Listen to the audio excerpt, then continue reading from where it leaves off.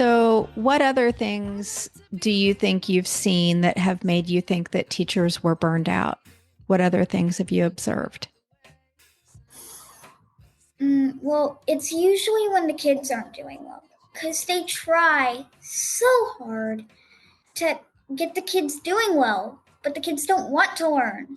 They're stubborn about it because they feel like they're being trapped, being forced to learn these things that they don't want to learn. And the teachers, they try so hard.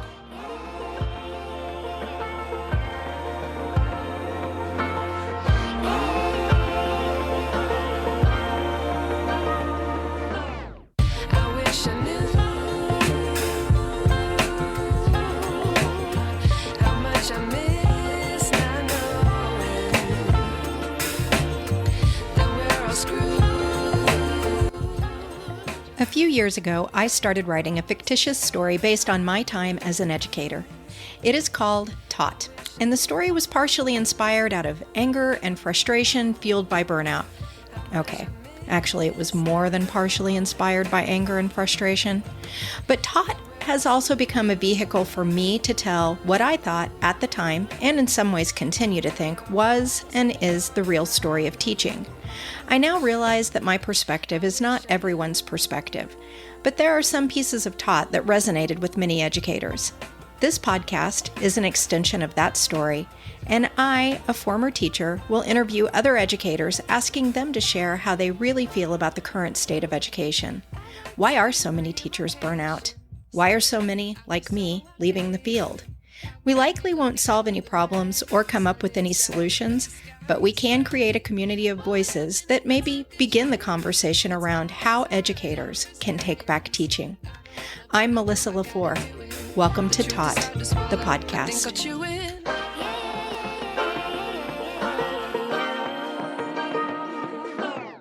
I like to be educated, but I'm so frustrated.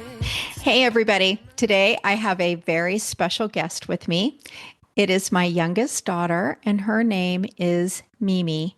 And Mimi is here to talk with all of us about a kid's perspective on burnout because she has a lot to say from a student perspective as well as how students actually perceive educators who are right in the middle of burnout. And she may even talk a little bit about what it's like to have a parent who's an educator and right in the middle of burnout. So, Mimi is 11 years old. She is currently in the Portuguese school system, and she has been in the Portuguese school system for a little over 2 years.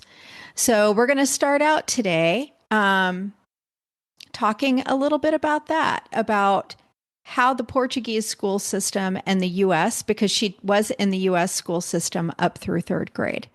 So this year she is in fifth grade. So, Mimi, can you tell us a little bit about yourself? Yes, as you have said, I'm 11 years old. I like to draw. So, you went to school from kindergarten through third grade in the United States. Can Yes. you share a little bit with our listeners about what do you think is the biggest difference between the school system that you were in the United States and the Portuguese system? I've never thought about that. Well, the organization is very different. They're both organized, but in different ways, I guess. It's sort of like the US, it's very, very organized. Um, kind of. There's a lot of options for about everything. There's options about education, there's options about food, there's options about everything. In Portugal, it's you get what you get, don't throw a fit. That is quite a bit different than the United States. So you felt like when you were going to school in the US that within your classes, you had a little more room to do things the way that you need to have them done or want to do them. Is that Yeah. correct? Yeah. And here, maybe there's one way and that's the way you have to do it. Yeah, but I think the Portuguese way works a little better. In terms of organization, everyone knows what they get. I mean, for example, there's a teacher. You get that teacher, and they're the math teacher. And the math teacher teaches like this. And you know that this is how you're gonna learn. Mm-hmm. And how is that different than in the US? So in the US, you have a math teacher too. In the US, it's not, the teachers don't exactly want to be flexible, but they have to be flexible. The US takes in more feedback of what the parents want. Oh, And that's interesting. I'm not sure that works better. I'm not sure it works worse, but it's different. So you're in fifth grade this year. And in the United States, most of the time, fifth grade is like the rest of elementary school. You have one teacher, and that teacher teaches all the subjects. And then when you move on to sixth grade in some schools, seventh grade in other schools, you have different classes. So when you're in sixth or seventh, depending on which year that district changes it, you go to the middle school or junior high. And so you go to one class for an hour for English, a different class for an hour for math, a different class for history. How is it set up at your school for fifth grade? For every subject, every single subject, there is a different teacher, but sometimes teachers have two subjects. I don't know why that is, but sometimes it doesn't even have to be similar. They just do.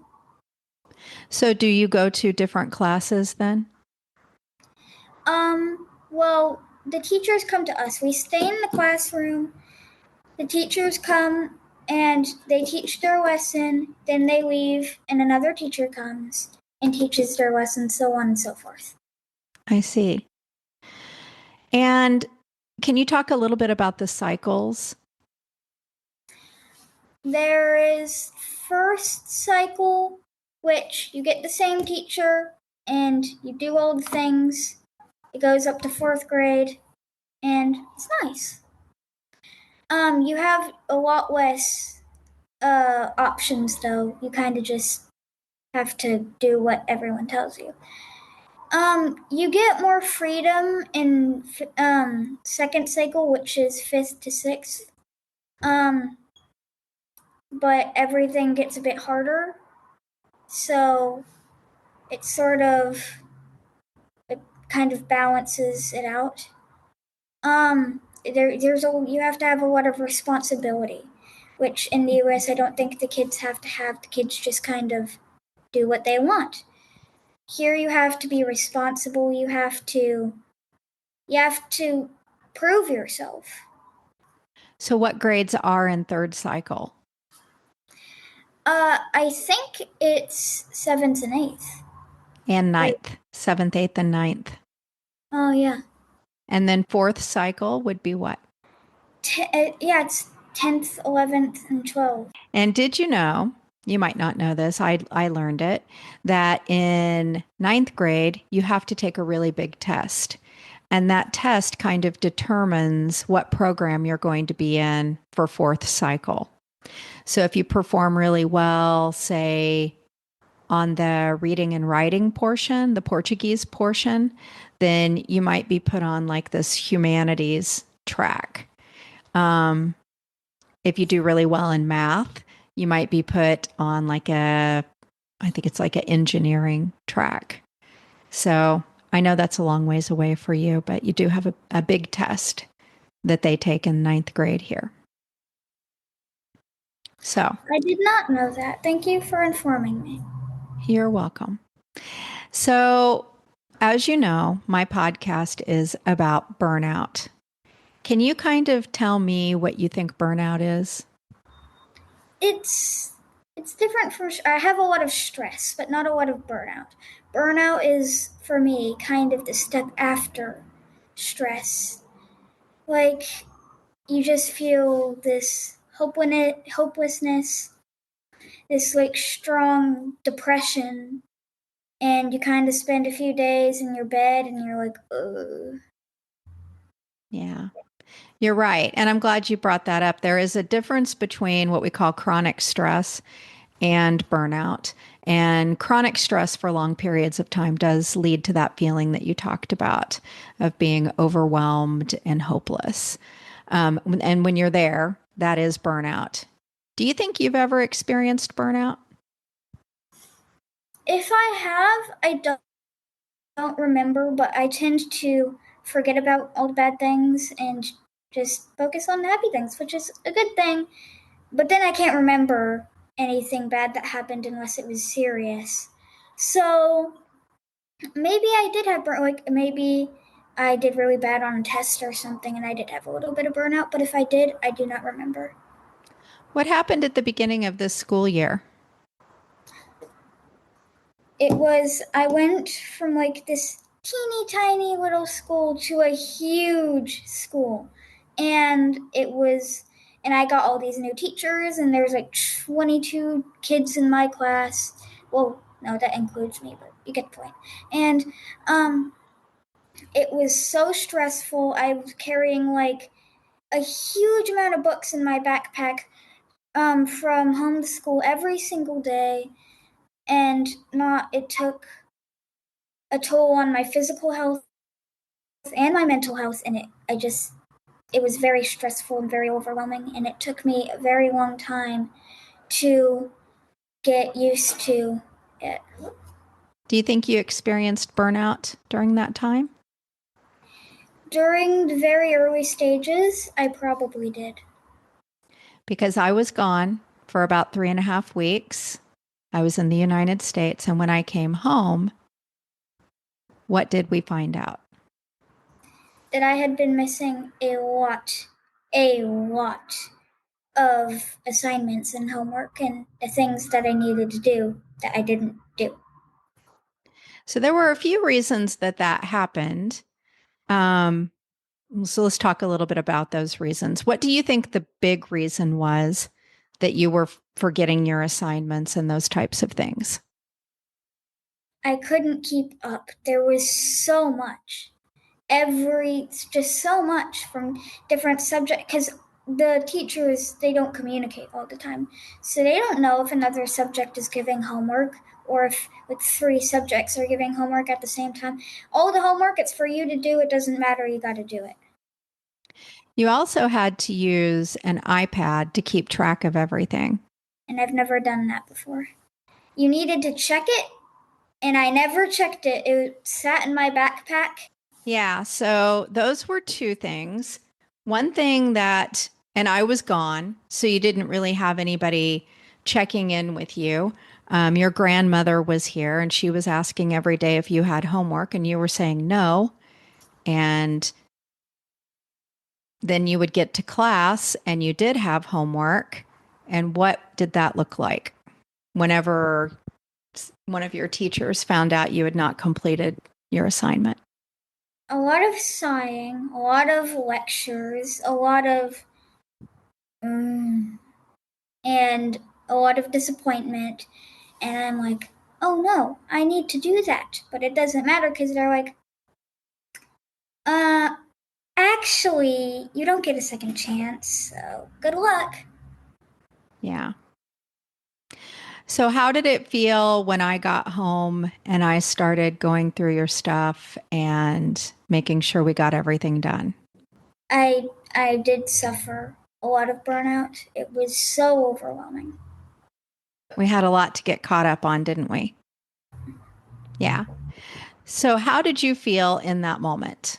Like you went from being in trouble a lot at school, feeling ashamed, not knowing what to do because you still didn't know how to use your iPad at that point. I had to learn, and then we had to learn together. What were you doing to get yourself through the school days during that? I went to school. The teacher was like, "Get your books out, bloody, bloody, bloody blue. We're gonna do that. We're gonna do this." I got my books out. I did the things, and then if I didn't understand, I was like, "Teacher, I need help." And the teacher would come over and be like, "I either okay, you do it like this, or I can't explain that to you. We already learned that a million times." And I had to deal with it. Then I would put all my books in my bag, be like, finally, I get to go home and be done with the day and do the thing. But you had some downtime at school. What were you doing during your downtime? I would eat my snack, and I would sit and think about the things that I wanted to do at home, think about the things that I wanted to do at all. I do a lot of thinking. I like to do thinking. You do a lot of thinking, but you did a lot of something else too. Reading. You were Oh, losing yeah, yourself in your books. I did do a lot of reading.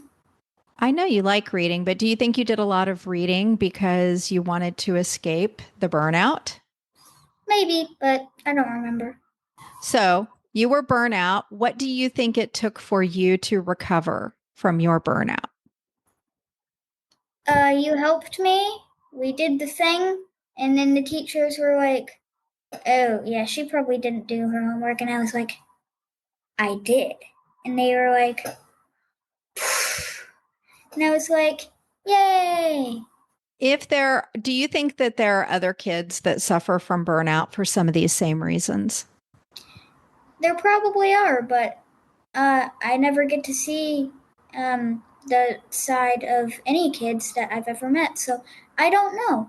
What if a kid's listening to this? What would you tell them to do if they're in the middle of burnout? Push through and, my catchphrase, do the thing. So if I can repeat what I'm hearing from you, the first thing is you had to have somebody step in and help you. Yes. So that was me, right? I stepped in and we had a conference with your teacher, which you did not want to go to, but we went. Your teacher's very nice.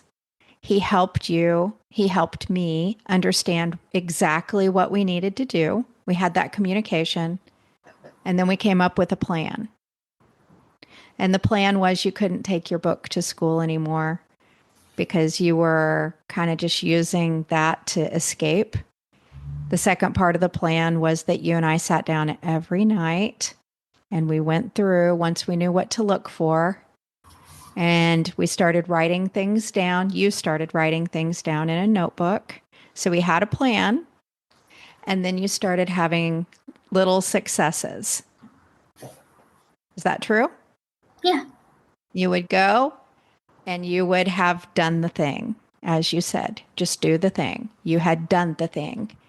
And how did it make you feel when you knew you had done the thing? It made me feel better because I did So the thing. you weren't depressed anymore. You weren't overwhelmed anymore.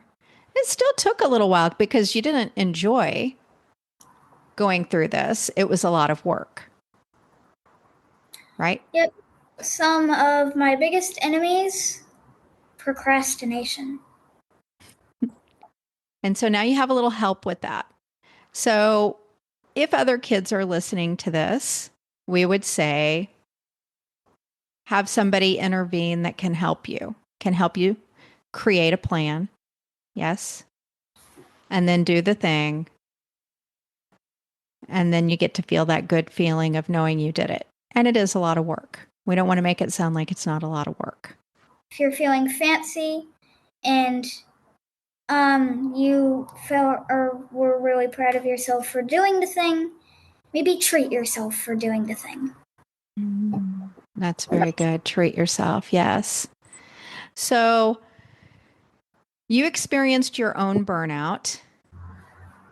Have you ever had teachers in your life that you think were experiencing burnout? Yes, pretty recently, one of the teachers at my school,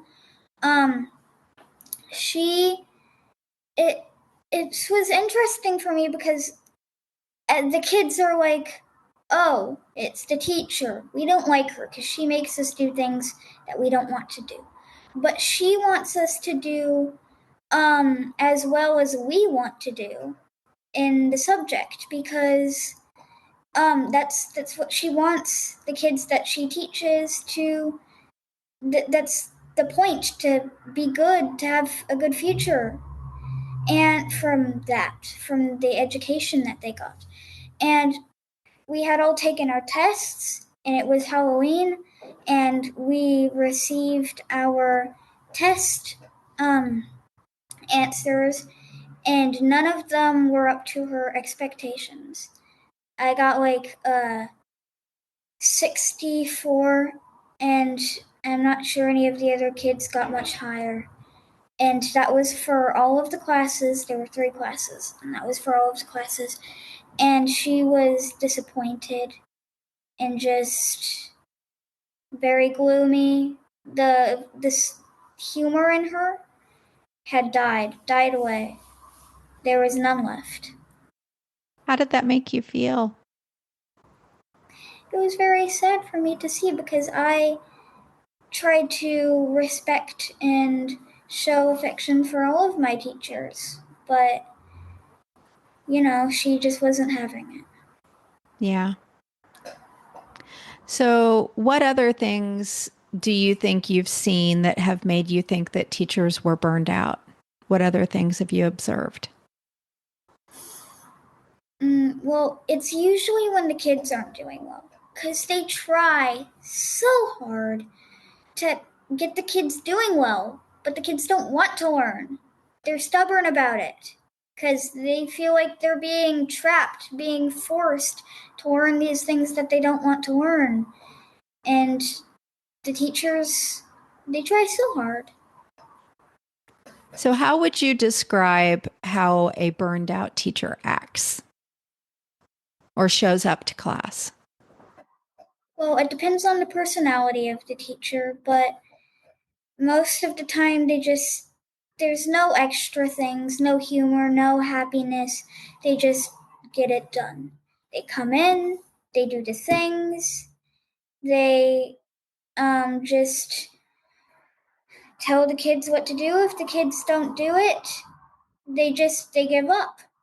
They try, and then they don't take any more chances.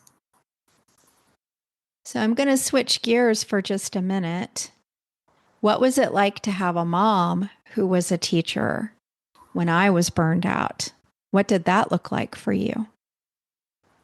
Well, when I was young, so I didn't really understand what was happening. I understood that you were sad, and when you were sad, it made me sad. And I didn't understand why you were sad. And you would come home and you would be like, oh, and I would be like, Mom, can you play with me? And you're like, no, I'm tired. Just please let me sit on the couch. And I didn't understand why you were tired, why you just wanted to just sit and have a minute. I didn't understand. I wanted my mom. Yeah. There wasn't much left of me to give, was there?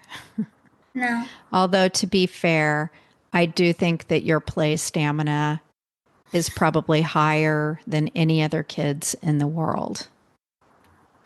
Is that fair? Yeah, that's fair. Okay. Because I did play with you. I had to tell you stories on the way home. I put a lot of energy into you, kid. Totally worth it.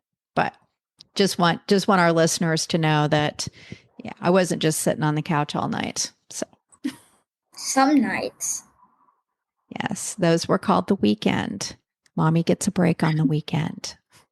You know, Mimi, something else that I thought about with your situation around burnout is that you have something else going on at your school that made it hard for you to tune in for long periods of time.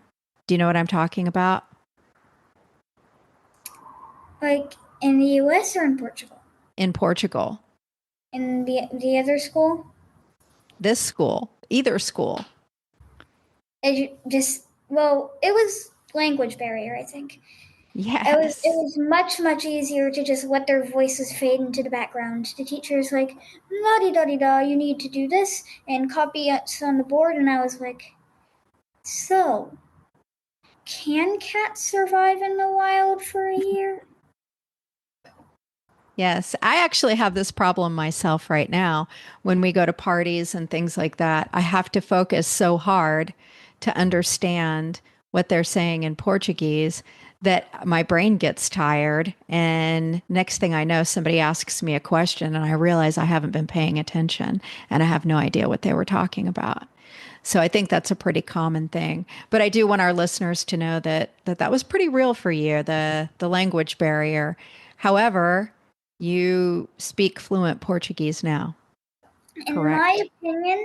In my opinion, the best way to learn any language is to just be around it all the time, no breaks. Because if you stop giving your brain breaks, you will be more tired, and being tired is sad. But your brain will get stronger and it will get used to that, and you will speak more fluently. Well, it's worked for you. I have not had that. You and Dad still speak to me in English, which I appreciate. Well, So, as long the language barriers also apply to age barriers. okay. No need to say anything more about that. So, you've talked a little bit about all the things we said we were going to talk about. How do you think that other kids that you go to school with view the burned out teachers? Honestly, I'm not sure kids view teachers as people at all. They're like, oh, it's a lady. She wants to make us learn things we don't want to learn. That means we hate her now. And they don't see them as a person with a partner and a child and a family and a life and a passion. They see them as the lady who wants to make them do things that's really annoying. Do you think that, by the way, I think that last part is how you see me, but it's because I'm your mom, the lady who makes you do things and it's annoying. But do you think that you view teachers a little bit differently because I was a teacher? I do. I try to respect them because it is hard. It's hard to be a teacher. When you were still teaching, every single day we had to go to school at the crack of dawn, get in the car. The sun wasn't even up yet. It was cold outside, and you had to get me in the car, and off we went. And we get to school, and you have to do a bunch of work before the day even starts, and all this stuff. And it was hard, and we had to stay late at school too, and you had to do things, and I couldn't understand why you were tired all the time, but That's okay. So it's very hard being a teacher, and I learned that the hard way. So that's why I try to be nice to my teachers. I'm so happy that you came on to the podcast. Is there anything else you'd like to say before we're done today? I'd like to say, love yourself. It's important. I think that's a great thing to end on. I wish I knew.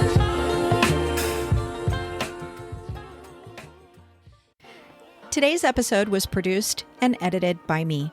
The theme music is by Otis McDonald featuring Joni Inez. But I'm so frustrated. If you know someone who might enjoy these conversations, please share the podcast episodes as much and as often as you can. It's as simple as copying the link you use to access today's episode and sending it in a message or sharing it on social media. I'm a small, independent operation, and your shares broaden our audience.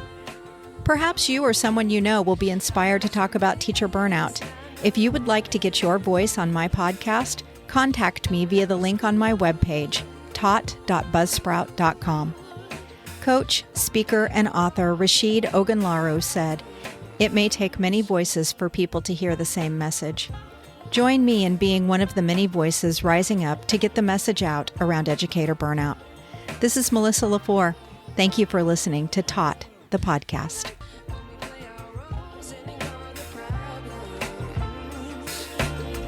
I wish I knew. I have an important reminder/disclaimer to share. The views, thoughts, and opinions expressed by the hosts and guests on this podcast are their own and do not necessarily reflect the official policy or position of any other agency, organization, employer, or company. Content provided on this podcast is for informational and entertainment purposes only and should not be taken as professional advice. We encourage you to do your own research and consult with qualified professionals before making any decisions based on the information discussed in this or any other episode. Additionally, any opinions or statements made during the podcast are not intended to malign any religion, ethnic group, club, organization, company, or individual. Listener discretion is advised. Thank you for tuning in.